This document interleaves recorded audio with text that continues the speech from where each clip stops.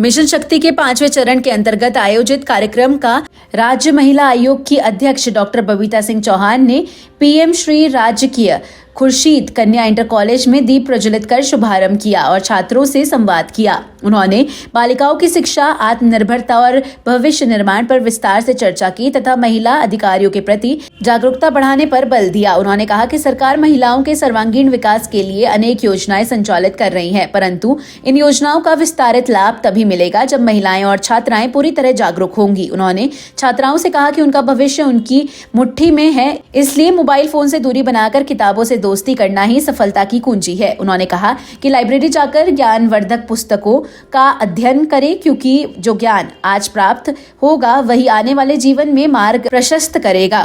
उन्होंने बताया कि बेटियां दो घर को रोशन करती हैं और उनकी कलम और इच्छा शक्ति उनके भाग्य को बदल सकती है।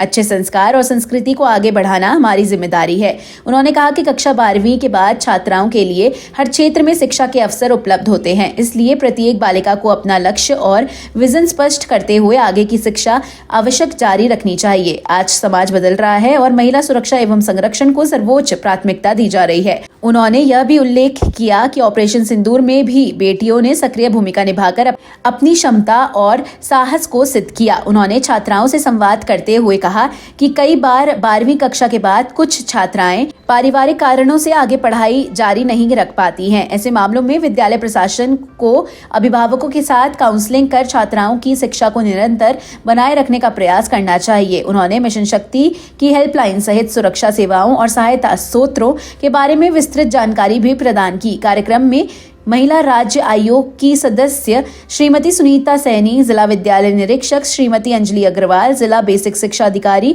सुश्री कल्पना देवी तथा प्रधानाचार्य श्री शिवांकर उपस्थित रहे। देखिए, मोटिव नहीं हो सकता, बच्चों के बीच में आए हैं तो निश्चित रूप से कि बच्चों को कैसे मोटिवेट किया जा सकता है, बच्चों के बीच में हम रह के कैसे उनको आगे बढ़ाने के लिए हम उनको तरीके बता सकते हैं। तो आज हमारा ये एक उद्देश्य था, क्योंकि बच्चियाँ हैं और बच्चियों को बताना ज़रूरी है, क्योंकि जैसा मिशन शक्ति 5 शुरू हुआ है तो उनके बारे में भी बच्चों की जानकारी होना चाहिए। बच्चियों के लिए क्या क्या सरकार हमारी सुविधाएं दे रही है।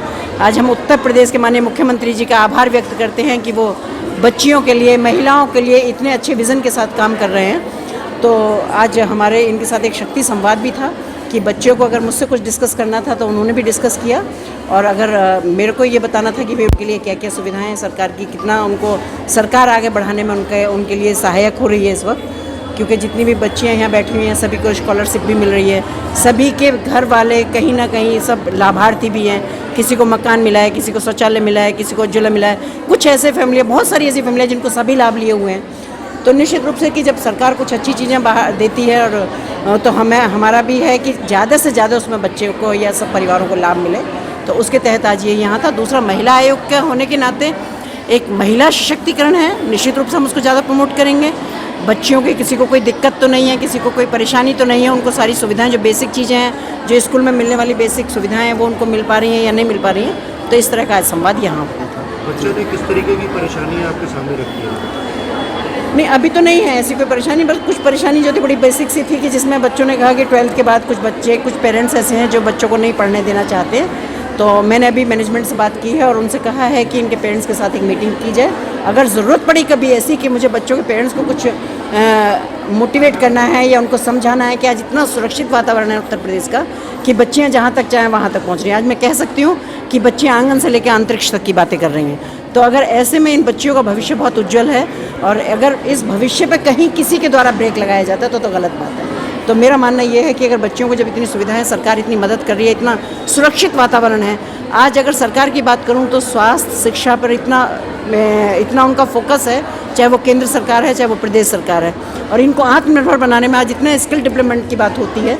तो मुझे लगता है कि इन बच्चों का भविष्य बहुत अच्छा है और इनको निश्चित रूप से उस पर आगे बढ़ना चाहिए। भाजपा प्रदेश अध्यक्ष महिला बनाने के प्रस्ताव है, इस बारे में क्या सोचते हैं? अब देखिए, तो ऊपर वालों का, बड़े लोगों का निर्णय है तो वो करेंगे, हम तो अपना काम कर ही रहे हैं, है ना। अच्छा, महिला आयोग को एक थाना क्षेत्र में सर्वे करने के लिए हाथ में रहने की सलाह दी गई पुलिस अधिकारियों को। नहीं, मैं समझ रही हूँ जिसकी बात आप कर रहे हैं, लेकिन वो ऐसा नहीं है, वो कहीं ना कहीं मिसअंडरस्टैंडिंग है।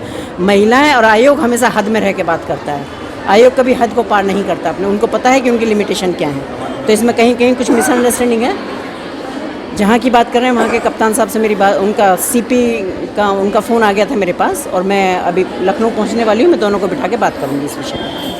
महिलाओं के क्षेत्र में आगे और क्या प्रयास जारी है? देखिए, अगर मैं अपने आयोग की बात करूं तो मेरे इतने बड़े बड़े अचीवमेंट हैं जो आप लोग भी बहुत बार उन सब चीज़ों को दिखा चुके हैं और मेरा हर दिन निरंतर ये कोशिश रहती है कि मैं महिलाओं के लिए क्या अच्छा कर सकती हूँ, क्योंकि मैं कर्म में बहुत विश्वास रखती हूँ और मैं हमेशा कहती हूँ कि मुझसे पहले भी लोग आए, मुझसे बाद में भी लोग आएंगे, लेकिन मैं अपने टाइम में क्या बेस्ट कर सकती हूँ, क्या अच्छा कर सकती हूँ, वो हर टाइम 24 आवर्स में उसे करने की कोशिश करती हूँ और ये मेरा दृढ़ संकल्प है अकेले के होते हुए। क्योंकि हो सकता है जिस पद पे मैं हूँ उस पोस्ट की तो एक टाइम लिमिट होगी, लेकिन मेरी अपनी कोई लिमिट नहीं है और मेरा ये दृढ़ निश्चय है कि जब तक मैं लास्ट में बैठी हुई महिला को नहीं जगा दूंगी तब तक चैन से नहीं। अच्छा, ये अंतिम सवाल है आपसे कि महिला आयोग है, पुरुष आयोग क्यों नहीं है, जबकि पुरुष भी पीड़ित हैं? मुझे लगता है कि पुरुष आयोग को ज़रूरत नहीं थी, इसीलिए महिला आयोग का गठन किया गया। और अब इस सरकार की बात करें या हम अपने आयोग के गठन की बात करें कि अगर 1.5 साल से आयोग हमारा काम कर रहा है और सक्रिय है, तो पुरुषों को इतनी जल्दी ज़रूरत पड़ गई, मुझे लगता है बिल्कुल ज़रूरत नहीं।